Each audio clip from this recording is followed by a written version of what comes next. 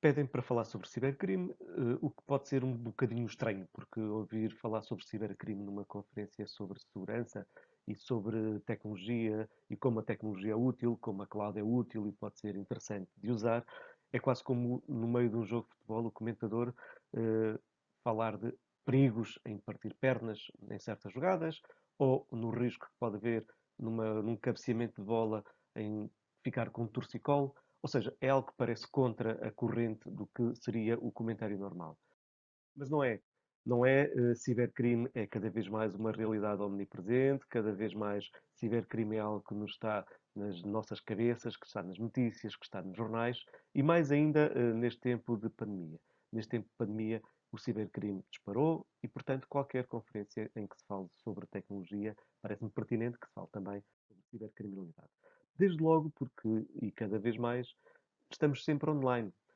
Aquilo que para nós era estranho, que era consultar o aparelho de vez em quando para ver se tínhamos mensagens ou se alguém nos ligou, agora já não é assim.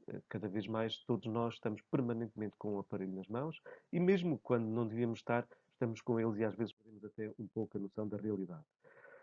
Cada vez mais o que importa é o que fica registado, cada vez mais o que importa é guardar fotografias e, não sei o que digo, mas cada vez mais o que importa é o virtual, são as redes sociais e não a nossa própria realidade, aquilo que estamos a viver, aquilo que está a acontecer, aquilo em que estamos inseridos em cada momento.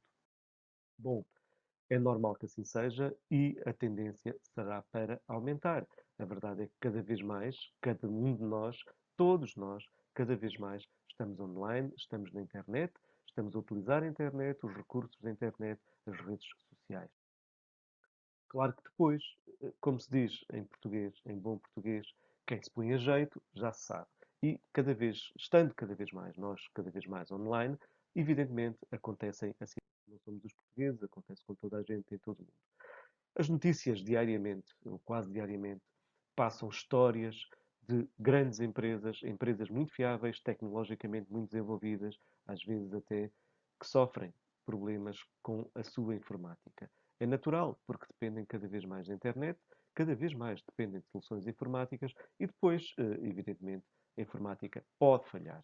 E todos os dias, a notícia como esta que vem no ecrã não é isolada, tinha aqui e por isso a partilho, mas há muitas outras que podiam encontrar diariamente nas colunas dos jornais, na internet, nas redes sociais. Agora, se é verdade que isto é um problema, falharem as tecnologias, e esse é um tema que atravessa esta conferência toda, que foi abordado e vai ser abordado ainda por pessoas que sabem muito mais do que eu sobre o tema, se é verdade que há acidentes, também é verdade que muitos desses acidentes não são acidentes propriamente ditos. Esta notícia que vem agora é uma notícia já do tempo da pandemia. Nem a pandemia dissuadiu os cibercriminosos, pelo contrário, aliás, o cibercrime aumentou bastante durante este tempo de pandemia que ainda estamos a viver. Eh, Mas o ponto era que muitos destes acidentes não são acidentes, foram provocados. São incidentes provocados, correspondem a crimes, a ataques informáticos, a disrupções informáticas. Muitas das vezes, claro, procuram lucro, mas nem sempre assim. Uma das grandes tendências modernas é o do ataque a estruturas públicas, privadas, do Estado, mas estruturas públicas, serviços públicos.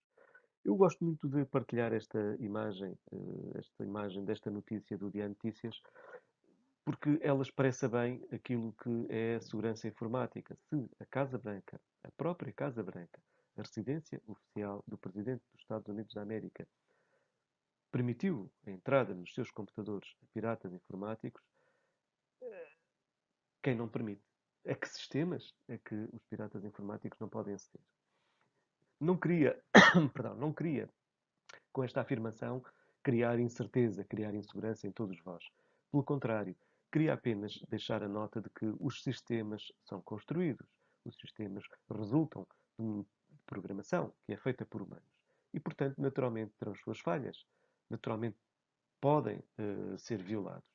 E, portanto, o que fica de nota é esta fragilidade, por um lado, e, por outro, a do desafio à criação de cada vez mais sistemas robustos e também cada vez mais à nossa sensibilização, e este é o ponto mais importante desta nota, à nossa sensibilização pessoal, porque uma boa parte das fragilidades informáticas não são dos sistemas, uma boa parte resulta da utilização que cada um de nós faz dos sistemas. Portanto, uma boa parte, esmagadora parte das fragilidades informáticas são provocadas pelo utilizador.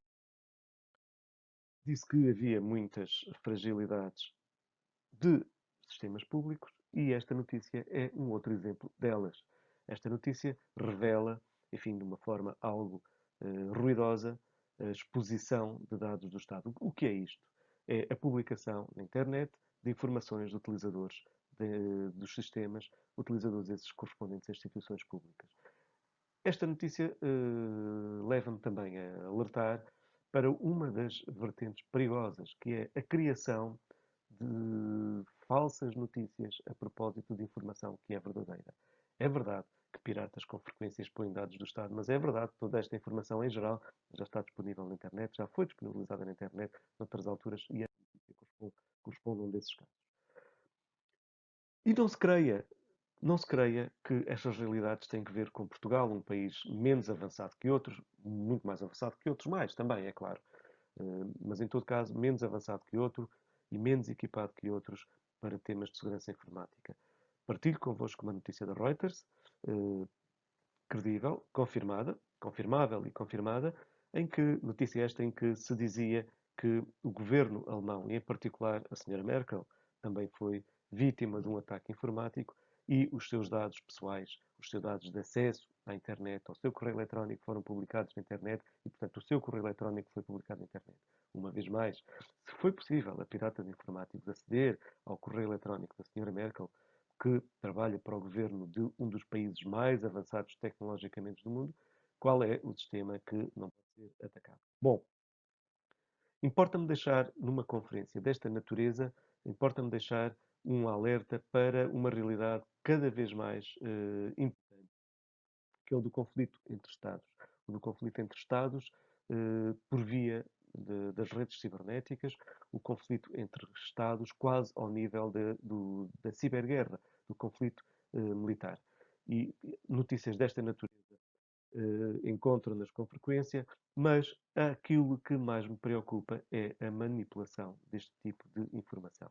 Esta fotografia que têm vem inserida no contexto dos conflitos que ocorreram na Catalunha recentemente, não terminaram, agora estão menos violentos, mas continuam.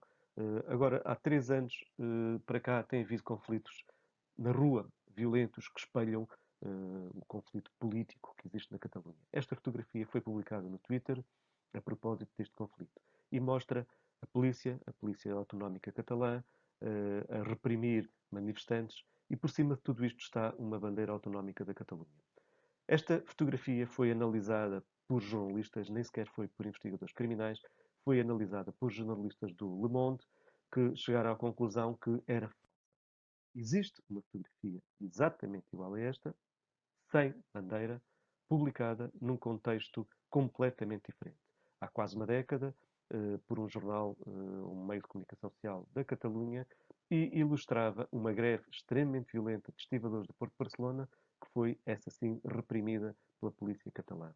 A partir dessa fotografia, alguém, na internet, publicou a mesma fotografia com a bandeira catalã, desta vez a propósito dos conflitos recentes, independentistas, com propósitos políticos. E declaradamente disse que era uma bandeira que circulava, uma fotografia que circulava pela internet, de forma anónima, mas que era bem elucidativa do que estava a ocorrer e a ideia que queria passar era de repressão da polícia pelos manifestantes. Trata-se da manipulação clara de informação, com propósitos que todos conhecerão, e esta sim é uma preocupação que temos hoje em dia e que corresponde a um crime de falsidade informática, claramente. Na generalidade das vezes, mais prosaicamente, para as pessoas como eu que trabalham na investigação criminal no Ministério Público, aquilo que encontramos pela frente são criminosos que querem ganhar dinheiro. O crime mudou-se para a internet. Deixou uma boa parte da atividade criminosa deixou de ser criminalidade de rua, mais violenta, mais arriscada, mais limitada, com um universo de vítimas muito mais curto, e passou-se para a internet. e com regularidade assistimos a situações como esta que tem na notícia que vem no ecrã, eh, que foi praticada por um criminoso, um cibercriminoso. Teve ajuda, mas um cibercriminoso montou um esquema informático, montou uma estrutura informática que lhe permitiu, num mesmo momento, obter muito dinheiro a partir de muitos bancos em praticamente todos os continentes. Ganhou, de facto, muito dinheiro a partir de um esquema tecnológico muito sofisticado e não foi apanhado até hoje. Sabe-se quem é, vive num país do leste da Europa, mas sabe-se onde está, sabe-se quem é, mas esse país não tem sido cooperante com as investigações e, portanto, o criminoso não foi apanhado. Deixava-lhes ainda um alerta para o facto de, durante esta pandemia que ainda vivemos, como referia há um pouco, a criminalidade informática expandiu-se brutalmente.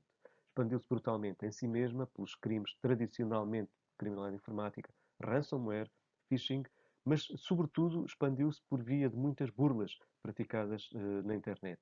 A Covid, a venda de material relacionado com a Covid, máscaras, até eventuais medicamentos e vacinas. Circularam medicamentos contra a Covid na internet, falsos, naturalmente. Portanto, eram burlas, mas a criminalidade expandiu-se muito, aproveitando a credulidade e o medo das pessoas. Um ponto que muitas vezes é questionado, quem são os cibercriminosos? De onde vêm as ameaças do cibercrime? Com quem temos nós de lutar? E, no caso da generalidade dos presentes nesta conferência, nesta webconferência, que trabalham em ciberinformática e em sistemas de segurança, de onde vêm as ameaças? De quem temos nós de nos defendermos? Bom, eu trabalho em cibercrime, o meu trabalho é investigar cibercrime e, portanto, eu gostava de saber, para ter mais pistas contra os cibercriminosos. Diz-se na imprensa, eu reproduzo apenas a imprensa, esta fotografia foi retirada do Público, do Jornal Público, um jornal de referência em Portugal. Dizem-se na imprensa muitas coisas. Diz-se na imprensa que há países que são alfobre de cibercriminosos. Diz-se na imprensa, esta outra não é do jornal português, mas é do El País, por sua vez também um jornal de referência a nível global. Diz-se na imprensa que há países que contratam, em termos militares, pessoas, soldados, membros do exército, especificamente para praticar cibercrime. Diz-se na imprensa que alguns países, em particular, ganham muito dinheiro e se financiam nas suas atividades por via de cibercriminalidade. Em termos de qualificação de onde vêm as ameaças, parece mais ou menos claro a quem trabalha no setor que as ameaças podem vir ou de cibercriminosos organizados, crime organizado, já lhes adiantei. Os criminosos, os cibercriminosos passaram-se para a internet, mudaram-se para a internet. O cibercrime passou-se para a internet. Na pandemia em particular, mas já antes assim era, já havia muitas atividades de máfias na internet. É uma das categorias em que temos agrupado as pessoas que se dedicam a este tipo de atividades. Mas também há um outro tipo importante que viram, aliás, nestas duas notícias dos dois slides anteriores, que são os atores estatais. Aquelas pessoas que trabalham para o Estado, para Estados, que por razões relacionadas com esse trabalho se dedicam a cibercrime. Seja a atacar Estados estrangeiros para destruir os seus sistemas, seja a espiar sistemas no estrangeiro para obter informações públicas ou informações comerciais ou industriais, seja para se dedicar a atividades de pirataria pura, por exemplo, para roubar bitcoins, ou para obter bitcoins de outra forma e assim financiarem as suas atividades. Agora, não se esgotam aqui as atividades cibercriminosas. Há também ainda muito hackers individuais. Aquelas pessoas que se dedicam a praticar pirataria porque gostam, porque querem vangloriar-se dessas atividades, porque estão ao serviço de causas que foram famosos os salvos anónimos. E por último, ainda há quem se dedique a este tipo de atividades, quarta categoria, a título profissional.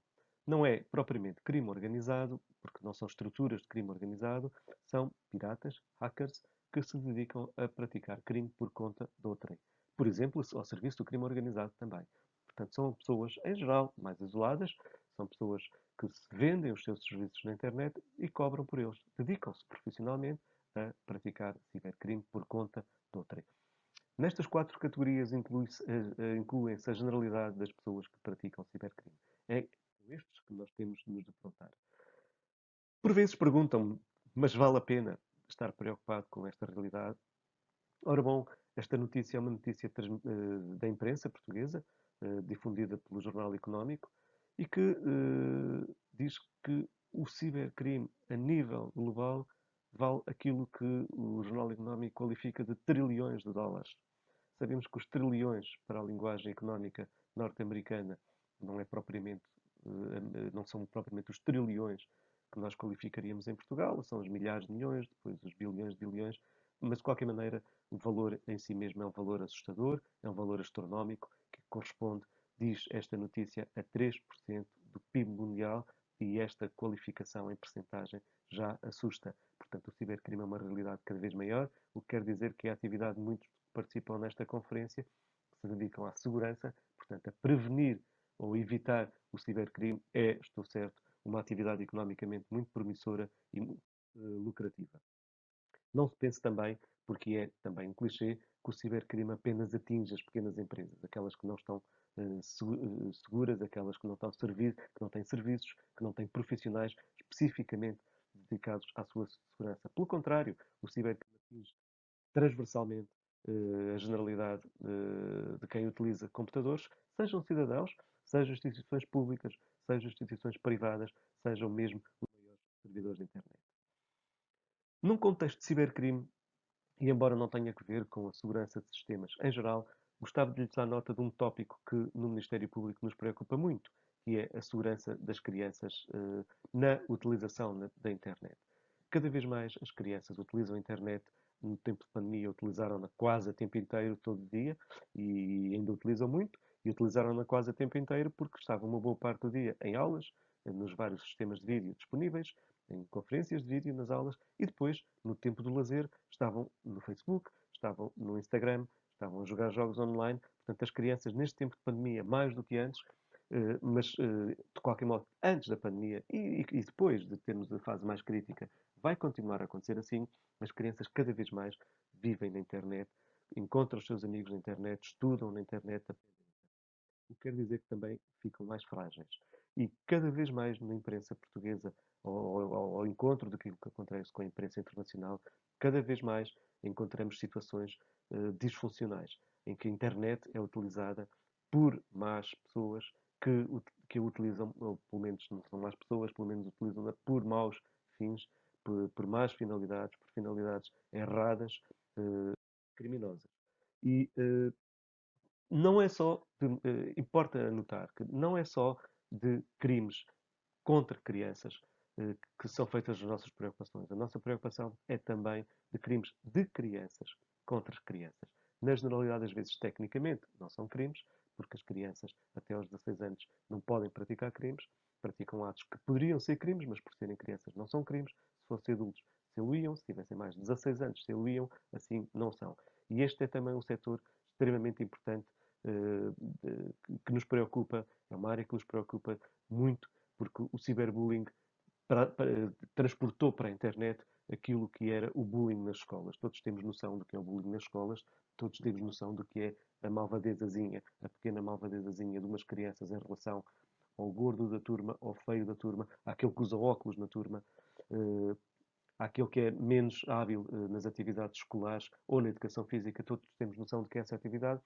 Com a internet, este bullying passou-se para a internet naturalmente, com uma agravante particular. É que é extremamente insidioso em razão das tecnologias. E além de ser insidioso, é permanente.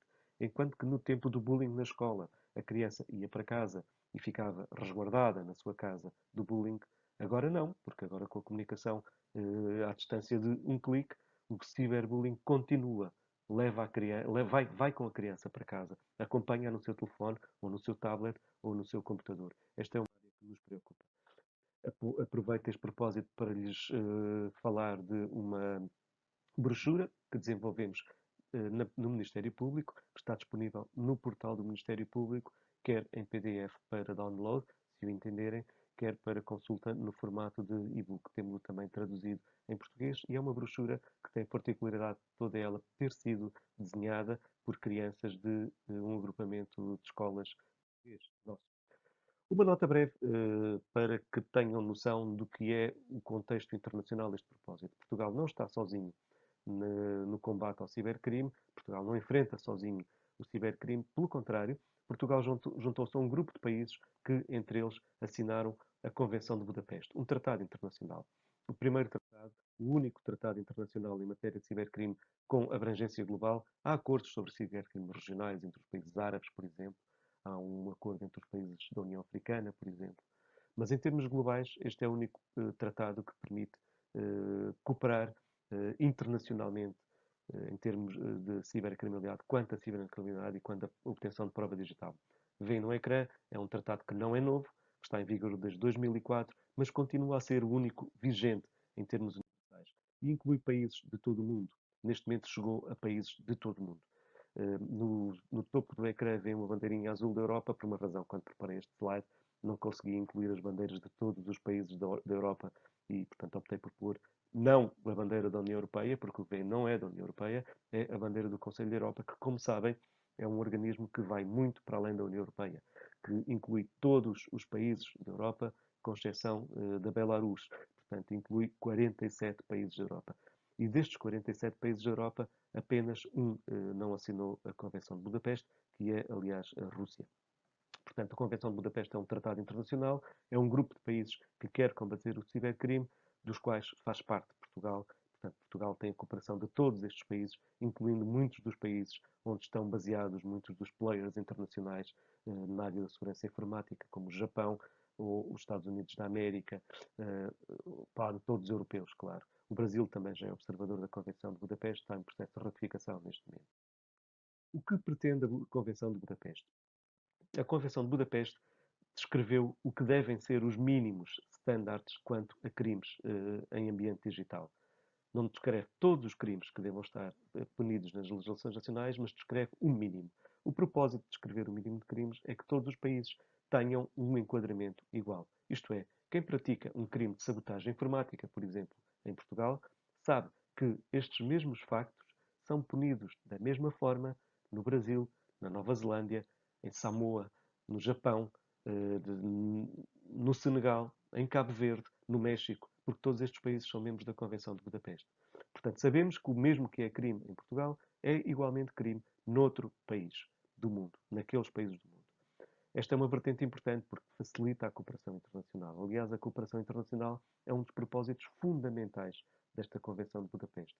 Foram criadas novas ferramentas para a cooperação internacional na base destes crimes. Ferramentas que não estão em tratado internacional nenhum outro, apenas estão nesta Convenção, e são ferramentas expeditas, que são vocacionadas particularmente para a obtenção de prova digital. São particularmente vocacionadas para obter prova em sistemas de computadores, de forma expedita, de forma célere, de forma imediata. Um dos pontos essenciais é o do estabelecimento da chamada Rede 24/7, uma rede de cooperação internacional que funciona 24 horas por dia, 7 dias por semana, mesmo naqueles dias como a noite de Natal ou a noite da passagem de ano, de forma a que, havendo crimes nessa altura, possa haver cooperação imediata entre os vários Estados que fazem parte da Convenção de Budapeste. Já referi, por mais que uma vez, que em tempo de pandemia em Portugal assistimos a um aumento brutal da cibercriminalidade. Felizmente que foi temporário, mas assistimos a um aumento brutal da cibercriminalidade. Antes de mais, e porque lhes referi a Convenção de Budapeste, dizia-lhes que cibercrime em Portugal é enquadrado pela lei do cibercrime. É uma lei específica que contém os crimes da Convenção de Budapeste. Mas não só. E não só porque antes da lei de 2009, já o Código Penal, que data de 1982, embora tenha tido múltiplas atualizações, inclusivamente teve uma atualização neste último verão, de 2020, mas já antes da lei do cibercrime, o Código Penal incluía crimes na área ciber, se assim quiserem. Por exemplo, a pornografia já estava no Código Penal, antes da lei de 2009, a pornografia infantil, online, e também já estava no Código Penal, por exemplo, a burla informática. Bom, não temos estatísticas globais rigorosas do que é cibercrime, porque os sistemas informáticos de que dispomos agora, embora estejam em fase de evolução e estejam a ser desenhados novos sistemas informáticos no Ministério Público, a verdade é que os sistemas que temos não nos permitem ter estatísticas globais rigorosas de todos os crimes cometidos nas redes de comunicação. Sim, aqueles que são cibercrime, puro e duro, ataques informáticos, sabotagem, acessos ilegítimos, esses sim temos, mas de toda aquela criminalidade que ocorre nas redes informáticas, as burlas, por exemplo, ou a pornografia infantil, por exemplo, aquela que ocorre nas redes informáticas, não temos neste momento estatísticas globais rigorosas. Mas construímos indicadores a partir do que recebemos no Ministério Público. E o slide que têm dá-lhes nota do que são a evolução nos primeiros 5 meses de cada ano, desde 2016 até agora. E é clara a curva do que tem vindo a acontecer. Este número permite-nos concluir, ou este quadro que tem em frente a vós, permite-nos concluir que é constante, é consistente, desde 2016. Seria talvez antes, esta estatística é dos últimos 5 anos, mas é constante, é consistente a subida da cibercriminalidade, das denúncias por cibercriminalidade. Não apenas os crimes informáticos puros, como acesso ilegítimo ou sabotagem informática, mas da generalidade dos crimes cometidos por meio das redes de comunicação. Os crimes online, se quiserem. Os crimes digitais, se quiserem. Quanto à pandemia, o gráfico que têm é um gráfico de uma amostra de denúncias entre janeiro e o fim de maio de 2020. E ilustra bem que a pandemia significou um pico brutal de criminalidade, que depois amaciou um pouco. Este último gráfico que lhes mostro não é nosso, do Ministério Público, os outros eram dados próprios do Ministério Público. Este é um gráfico que foi publicado há cerca de uma semana e meia, pelo Centro Nacional de Cibersegurança, pelo Observatório de Cibersegurança do Centro Nacional de Cibersegurança, e que está disponível online, tem um link no fundo do slide, e que demonstra duas coisas. Uma, de que já lhes dei conta, que o aumento brutal da criminalidade informática durante, ou pelo menos com a utilização das redes de comunicação, um aumento brutal durante o tempo de pandemia, que mais que duplicou, em muitos casos mais que duplicou, triplicou em alguns casos, conforme o tipo de crime.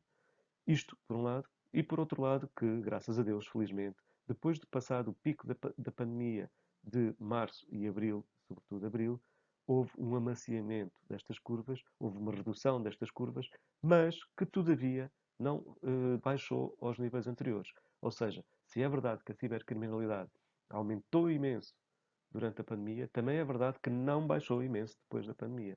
Baixou um pouco, mas houve números que se mantiveram em alta. Estes indicadores quase que me levam a uma alegoria, extrapolar daqui uma alegoria quanto ao que vai acontecer no resto da nossa vida. Também me parece, firmemente tenho convicto para mim, que depois da pandemia há muita coisa que não volta ao que tínhamos antes e muita coisa vamos guardar e vamos manter. Por exemplo, conferências destas de vídeo. Muitas destas conferências que fazíamos-las ao vivo, em grandes eventos, com muitas pessoas, com muitos custos. Esta provavelmente terá um custo muito menor e provavelmente muitas destas conferências vão manter-se para o futuro e, portanto, estes números levam-me a esta alegoria quanto a extrapolar esta consequência quanto à nossa vida em geral. Bom, o que tivemos então durante a pandemia? Quais foram os fenómenos que tivemos durante a pandemia e que se mantêm em boa parte? Por um lado, os crimes que se desmultiplicaram mais foram talvez o ransomware e o phishing. Estou a falar para especialistas em segurança informática e não perco tempo a explicar o que é o ransomware e o phishing, que sabem muito melhor que eu o que é. Mas também extorsões por mensagens, sobretudo correio eletrónico, mas também por WhatsApp, por exemplo. Circulou pelo WhatsApp e por SMS, circularam muitas mensagens de extorsão com razões sociais, também as conhecem com certeza, e também noticiaram as redes sociais e a comunicação social com abundância, fraudes com aplicação de pagamentos por via do MBWay. Bom, numa fase já de conclusão daquilo que tinha para lhes dizer, deixava-lhes nota de alguns dos desafios que temos no combate, na investigação, mais na investigação do que no combate ao cibercrime, mais na investigação do que no combate, e que de alguma forma pode deixar pistas para a vossa reflexão numa conferência desta natureza sobre segurança informática. O primeiro desafio que temos é o da facilidade de acesso a meios. Todos temos noção clara que é muito fácil disponibilizar conteúdos online. Basta ir à internet e ponho-vos aqui o Facebook, porque é muito conhecido, mas qualquer outra das plataformas amplamente difundidas e das outras menos difundidas também. Qualquer delas é muito fácil de aceder e em todas elas é muito fácil criar uma conta e em menos de um minuto, ia dizer um segundo, mas realisticamente em menos de um minuto temos uma conta criada e temos conteúdos disponibilizados online. É muito fácil ter online qualquer tipo de informação de qualquer natureza, de qualquer teor. Não é mau. Isso não é mau. É bom, porque assim podemos facilmente expor as nossas ideias, podemos facilmente comunicar, podemos facilmente revelar informação que queremos difundir, podemos facilmente contrariar informação falsa que foi posta online. Portanto, esta facilidade é uma vantagem. Mas, claro, é também uma desvantagem. E é uma desvantagem porque pode facilmente permitir a pessoas com intuitos desonestos divulgar informação errada. Da mesma forma que podemos difundir informação certa, podemos difundir informação errada. As fake news exploram à exaustão a possibilidade, a facilidade de criar conteúdos online. Bom, o segundo desafio é o da diversidade. Nós, em Portugal, temos pessoas de fora que estão a falar noutras línguas nesta conferência, mas nós, em Portugal e na Europa em geral, temos um standard muito comum. Standard esse que é partilhado com uma boa parte do mundo. As Américas, por exemplo, uma boa parte dos PALOPs tem standards parecidos com standards culturais, standards de vida em geral, standards de valores. Para ilustrar o que quero eu dizer com este desafio da diversidade, mostro-lhes, por um lado, este quadradinho do Asterix, um dos meus ídolos de infância, e estou certo que de muitos de vós que me estão a ver, pelo menos aqueles já são mais velhotes, mais da minha idade, mostro-lhes este quadradinho do Asterix que, juntamente com o Obelix, assistia à construção de uma ponte, um viaduto romano, e dizia: bolas, os romanos estão a estragar a nossa paisagem com as construções. Mostro-lhes de seguida uma fotografia da minha cidade, que é Chaves, que tem muito orgulho num dos seus ícones principais, que é precisamente um dos legados da arquitetura e da engenharia romana, a Ponte Romana de Chaves, fundada no século I e início do século II depois de Cristo, portanto, uma ponte com mais de 1900 anos. Esta diferença de aproximação entre o Asterix, que protestava contra a construção, e o orgulho que hoje em dia temos nesta construção, ilustra bem o que é a diversidade de valores pelo mundo inteiro. A internet globalizou-se, a internet globalizou o mundo, verdadeiramente trouxe para a nossa porta, para o nosso ecrã, todas as realidades que há no mundo, mas não globalizou os valores. Os nossos valores pessoais, sociais, religiosos, políticos, de convivência, de vida familiar, de vida em sociedade, os nossos valores e ideais são muito diversos daqueles que têm pessoas de outras latitudes. Em África, na Ásia, em qualquer outro continente, as pessoas têm valores diferentes dos nossos. E esta diversidade é um desafio, porque aquilo que nós possamos estar a perseguir como um erro, como um crime, pode ser, noutro país, algo perfeitamente tolerado. A pornografia infantil, por exemplo, em alguns países do Sudeste Asiático, não é punida. Da mesma forma, nós não punimos, por exemplo, uma boa parte do discurso de opinião. Nós não temos delitos de opinião. Temos liberdade de expressão e o direito de liberdade de expressão. Em países da África, do Golfo Arábico, expressar a sua opinião em certas circunstâncias é crime, de uma forma muito mais agressiva do que é connosco. Esta diversidade é um desafio. Um terceiro desafio à investigação de cibercrime é a deslocalização. Pergunto-me eu, pergunto a cada um de vós, se fazem a mínima ideia de onde está aquilo que estão a postar em cada momento no Facebook. Claro que se nós formos ao Google, fazemos uma pesquisa e ficamos a saber que o Facebook tem um servidor para a Europa, na Suécia, próximo de uma pequena cidade que se chama Luleå. É lá que tem os parques de servidores, onde guarda toda a informação que é postada por clientes, por utilizadores do Facebook que estão na Suécia. O Facebook revela esta informação, o Facebook tornou pública esta informação, mas também anuncia, e não precisava de o dizer, que quem chegar a este parque de servidores não vai encontrar nada. Não vai conseguir encontrar rigorosamente nenhuma informação legível, porque toda a informação que estará gravada ali só pode ser acedida a partir com credenciais que estão em servidores que estão nos Estados Unidos. Agora, não sei onde é que está esta informação. Se aquela informação está lá, mas só se pode aceder com dados que estão nos Estados Unidos, na verdade a informação não está na Suécia. Na verdade está na famosa cloud. É conhecido por todos. Este é um dos tópicos desta conferência. Agora, em termos jurídicos, para mim que tenho de investigar crimes, esta realidade de difusão da informação em servidores múltiplos, em localizações que às vezes não conhecemos, no Facebook sabemos, noutros servidores não sabemos. A mim põe-me uma questão preliminar, difícil de resolver. onde está esta informação em termos jurídicos? Que país tem jurisdição sobre esta informação? Que país pode investigar crimes que ocorram com esta informação? E, além disso, se o crime ocorrer no meu país, em Portugal, como posso eu pedir a ajuda desse país para investigar esse crime praticado por via dessa informação? Por exemplo, pornografia infantil. É um problema difícil de resolver, porque se é verdade que a internet nos fez globais, estamos cá e lá ao mesmo tempo. Cá e lá não é em lado nenhum. E a informação que é posta no Facebook pode estar na Suécia, noutro sítio qualquer, nos Estados Unidos ou em Portugal, mas não está em lado nenhum de forma palpável e provoca-nos grandes dificuldades de investigação. Muito obrigado pela vossa atenção.